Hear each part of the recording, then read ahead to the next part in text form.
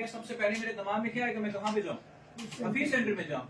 ऐसे ही कस्टमर को कोई चीज चाहिए होगी, तो चाहे ग्लोबली हो या चाहे पाकिस्तान में हो, सबसे पहले कस्टमर यही सोचेगा कि मैं मार्केट प्लेस पे जाता हूँ। पाकिस्तान की मार्केट प्लेस वाला कौन सी है, दराज की। सो हम सारों को ख्याल आ गया, हम दराज पे जाते हैं, ठीक है। अब ये तो बायर पर्सपेक्टिव से सोच रहा हूँ। सेलर पर्सपेक्टिव से क्या मतलब इसका, कि बीइंग हैविंग अ प्लेटफॉर्म जो कि एक बड़ा प्लेटफॉर्म है जिसपे कस्टमर ट्रस्ट करते हैं, वहां पे मैं अपनी शॉप खोलूं। तो मुझे अमेज़न की शॉप खोलनी पड़ेगी। लेकिन ऑफ कोर्स मैं जब फी सेंटर में जाता हूँ, फी सेंटर वाले कहते हैं यार आपने शॉप खोलनी है, उसका 4,000 रुपए यूटिलिटीज का खर्चा होगा आपका, उसका फलानी चीज अलग खर्चा होगा, आप ये फोन नहीं बेच सकते, ये वाला फोन बेचेंगे ये। इसी तरीके से ऑफ कोर्स दुनिया में जिस मर्जी मार्केट प्लेस को चूज करेंगे, उन्होंने आपके ऊपर रिस्ट्रिक्शंस लगानी है। आपको बोलेंगे यार ये चीज बेचनी है, ये चीज नहीं बेचनी, फलानी कैटेगरी बेचेंगे, फलानी कैटेगरी नहीं बेचेंगे, ब्रांड की इनवॉइसेस ला के देंगे, आधे टाइम इनवॉइसेस एक्सेप्ट भी नहीं करेगा वो।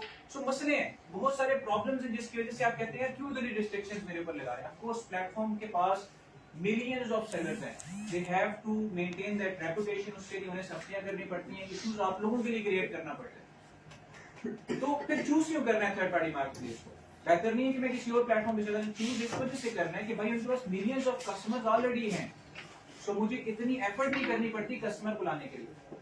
शॉपिफाई के कस्टमर है और अमेज़न के कस्टमर जमीन आसमान फर्क है। अमेज़न के कस्टमर को बड़ा इजीली आप कन्विंस कर सकते हैं, जो चाहता है कि मैंने प्रोडक्ट खरीद के बाहर निकलना है, ठीक है। और जब वो किसी कीवर्ड को सर्च करेगा, फॉर एग्जांपल पिज्जा पीन, बड़ा फेमस प्रोडक्ट है, पिज्जा पीन को सर्च करता है वो, तो उसका मतलब ये कि पिज्जा पीन को चाहता है, दैट्स व्हाई उसको सर्च करे। शॉपिफाई पे ये काम नहीं है। जिस तरह उसके डिसएडवांटेजेस और एडवांटेजेस हैं शॉपिफाई, ठीक है, वो स्टिल नंबर 1 और स्टिल 2022 के कंपैरिजन में $30 बिलियन का इंक्रीज आया। सो मींस वो तो बढ़ता ही जा रहा है, बढ़ता ही जा रहा है। आप सेलर्स रो रहे हो, खुश हो रहे हो, उसको कोई फर्क नहीं पड़ता, उसने अपनी रेवेन्यू को तब भी उधर ही मेंटेन किया जहां पे उसने पहले मेंटेन किया हुआ था। लेकिन एडवांटेजेस क्या है? एडवांटेजेस ये है कि मार्केटप्लेस आपको सिक्योर एक नेटवर्क प्रोवाइड करती है। दूसरा एडवांटेज ये है कि आपको एक ऐसे कस्टमर्स का डेटाबेस देती है जो ऑलरेडी आपके प्रोडक्ट्स खरीदने के लिए आ रहे हैं। आपको बहुत सारे बिजनेस मॉडल्स की अंडरस्टैंडिंग देती है। आप होलसेल कर सकते हैं, ड्रॉप शिपिंग कर सकते हैं, ऑनलाइन आर्बिट्राज कर सकते हैं, पीएल कर सकते हैं। लेकिन ऐसे ही डाउन साइड है, रिस्ट्रिक्शंस होंगी प्लेटफॉर्म पे, कभी भी उठा के बाहर फेंकेंगे, आप कुछ भी नहीं करेंगे सिवाय रोने के। इतने अच्छा बाय द वे, अगर मुझसे सबसे बड़ा मसला पूछते हैं ना, क्या थर्ड पार्टी मार्केट प्लेस पे सेल करने में आपको सबसे बड़ी कोफ किस चीज की होती है? मैं अमेज़न के आज तक 10 अकाउंट सस्पेंड करवा चुका हूँ, not because of my home reason. उसमें कुछ चीजें मेरे ब्लंडर की वजह से थी, जिसमें कुछ मैं ड्रॉप शिपिंग की कोशिश की, कुछ मैं ऑनलाइन आर्बिट्राज की कोशिश की, तो मुझे पता है जहां मेरी, कुछ अकाउंट ऐसे भी थी जहां मेरी कोई गलती नहीं, मेरे अकाउंट को उन्होंने उठा के बाहर फेंक दिया। एटसी भी हुई काम करवा चुका, टिकटॉक शॉप पे सेल करके उसके बाद बैन भी करवा चुका, हालांकि अभी तक बड़ा रेयरली पहले बंदों में होंगे जिसने टिकटॉक शॉप बैन करवा दी होगी, लेकिन सारे काम मैं कर चुका हूँ। मुझे कंक्लूजन ये पता लगता है कि थर्ड पार्टी मार्केट प्लेस पे जब आप सेल करेंगे तो बैन में क्यों हुआ टिकटॉक? उन्होंने क्या बोला, we have suspected that you violated our policies and you may not be able to sell again. किसी किस्म की कोई वायलेशन नहीं की, ऑथेंटिक डिटेल्स सब कुछ चाचू की डिटेल के था। Every single thing was being done on VPS. So किसी को पता नहीं चल सकता मैं पाकिस्तान, VPS के VPN से पता लग जाएगा कि आप पाकिस्तान से, VPS से नहीं पता लग सकता। हर चीज रिजेक्ट, फिर भी उन्होंने अब विदाउट रीजन उसको सस्पेंड किया। आई स्टिल डोंट नो क्या रीजन। भाई मार्केट प्लेस है, मुझे उसकी पॉलिसीज माननी और चुप करके रो सकता हूँ, ज्यादा से ज्यादा और कुछ नहीं कर सकता। शॉपिफाई पे जो उसके डिसएडवांटेज एंड एडवांटेज है, दुनिया में जो चीज दिल कर रहा है बेचने का, सुई से लेके जहाज तक सब बेच सकते हैं विदाउट एनी इश्यूज। हर दुनिया की चीज वहां पे बिकती है। इश्यू सिर्फ एड अकाउंट्स पे होता है। आप सोचेंगे यार क्या वाकई में सब कुछ बेच सकता हूँ? नहीं, कुछ चीजें आप इस वजह से नहीं बेच सकते कि ट्रैफिक बाहर की आएगी, ट्रैफिक आपकी अपनी नहीं होगी। बाहर कहां से लेके आएंगे? फेसबुक से लेके आएंगे, टिकटॉक से लेके आएंगे। उन लोगों को एतराज होता है कि कुछ स्पेसिफिक चीजें आप नहीं बेच सकते, ठीक है। तो वो आगे आने वाले टाइम में आपको बताऊंगा कौन सी चीजें, लेकिन अभी के लिए अज्यूमिंग के भाई बहुत कम रिस्ट्रिक्शंस है, ना होने के बराबर है।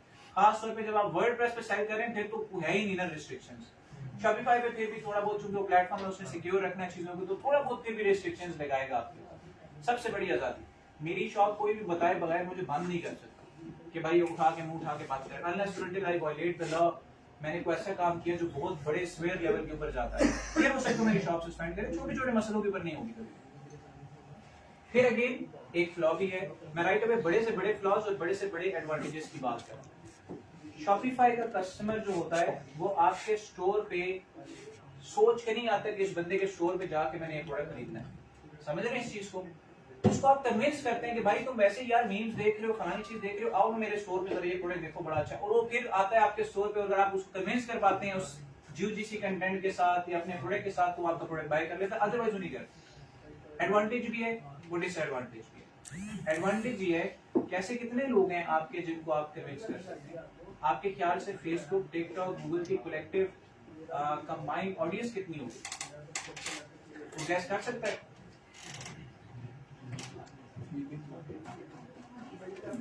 जी ओवरऑल पूरी दुनिया obviously you are going to create this show anywhere. तो मेरा सिंपल सवाल ये है, पाकिस्तान की भी बात कर लेते हैं। पाकिस्तान में कितने अभी टोटल आबादी है? 23 करोड़, राइट? 23 करोड़ होगी ना। 23 करोड़ में आपके ख्याल से कितने लोग फेसबुक, गूगल और इंस्टाग्राम, स्नैपचैट ये चीजें यूज करते होंगे? 23 करोड़ में से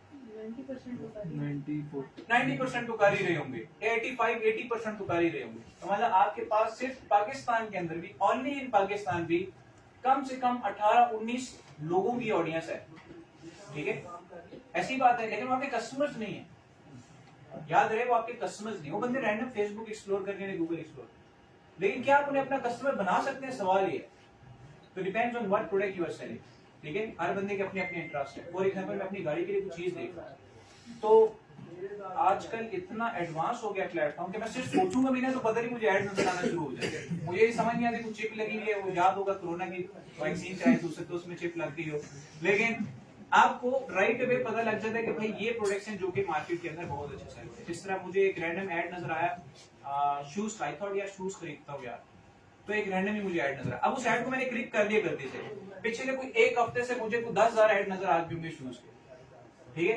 तो means you can convince any of the person in those 18-19 crore के भाई आपका प्रोडक्ट आके खरीदना है, और इन एडवांस प्लेटफॉर्म्स के साथ आप उनको कन्विंस भी कर सकते हैं। पर शॉपिफाई क्या है? शॉपिफाई आपको हेल्प करता है अपना स्टोर क्रिएट करने के ऊपर। वो आपको बोलता है कि यार आप थर्ड पार्टी मार्केट प्लेस के थ्रू ना सेल करें, आप फीस सेंटर ना जाए, आप अपना एक प्लाजा खरीदें और उसमें चीजें बेचना शुरू करें, ठीक है? तो शॉपिफाई बेसिकली एक नेटवर्क ऐसा जो आपको अपनी वेबसाइट बनाने की, आप एक काम करें, आप में से कोई भी एक मेल उठ के उन फीमेल को बैठने की वो करे, आप हमें से कोई बंदा प्लीज, आपको भी अरेंज कर उसी। सो बेसिकली शॉपिफाई आपको एक प्लेटफॉर्म देता है जिसके थ्रू आप अपनी वेबसाइट क्रिएट कर सकते हैं। क्या शॉपिफाई एक अकेला प्लेटफॉर्म जो अपनी वेबसाइट को आपको देता है? No, there are